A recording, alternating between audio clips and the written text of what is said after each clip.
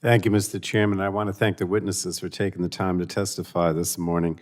But to the Republican majority, I want to express extreme frustration that we are not addressing the fact that the Trump administration has given billionaire Elon Musk and his young anonymous henchmen unfettered access to government systems containing vast amounts of incredibly sensitive personal data about all Americans.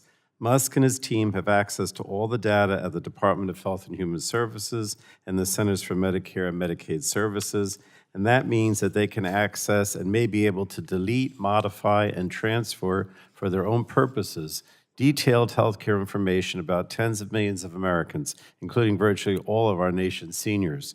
And they also have access to Treasury Department data that includes Social Security numbers, tax returns, payment information, all tied to names, addresses, phone numbers, and email addresses.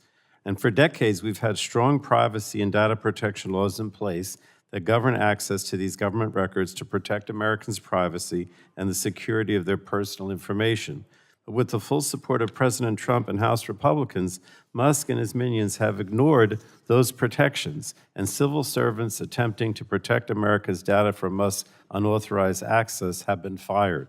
If a foreign adversary or a domestic hacking group got access to any one of these government systems containing Americans' sensitive personal information, we would consider it a major data breach, a privacy disaster, and a consequential national security incident.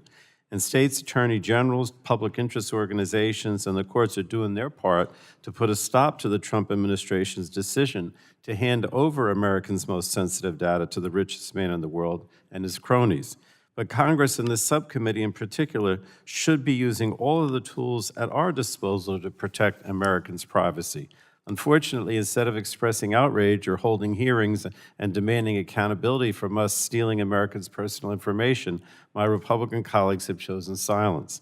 And so I urge my Republican colleagues to raise their voices to protect Americans' personal health and financial data and all of the other sensitive personal data that is now in the hands of Elon Musk and his henchmen.